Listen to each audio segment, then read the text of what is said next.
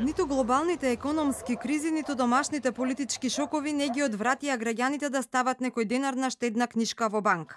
Граѓаните чуваат 4 милиарди евра заштеди во домашните банки, а вкупните депозити во земјава достигнаа 5,6 милиарди евра. Или тоа се неверојатни 55% од бруто домашниот производ. Депозитите во домашните банки годишно растат со 8%, а годинава со неверојатни 11%. Според банкарите, владата и Централната банка, депозитите ја крепат стабилноста на банките и допринесуваат за финансирање на инвестициите и за раст на домашната економија.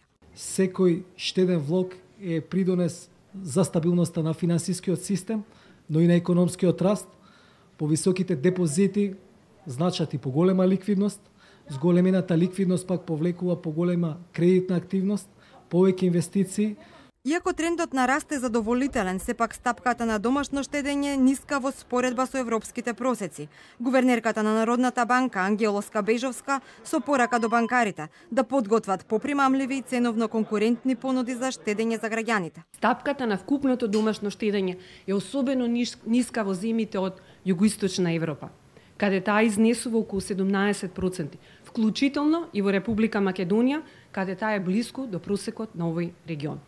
Релативното ниско домашно штедење е пречка и за посилна поддршка на инвестициите, што делумно го објаснува и фактот што и после 25 години од почетокот на транзицијата во Република Македонија нивото на капитал по глава на жител е пониско од просекот на земјите на Централна и Југоисточна Европа, изнесувајќи само околу 24%.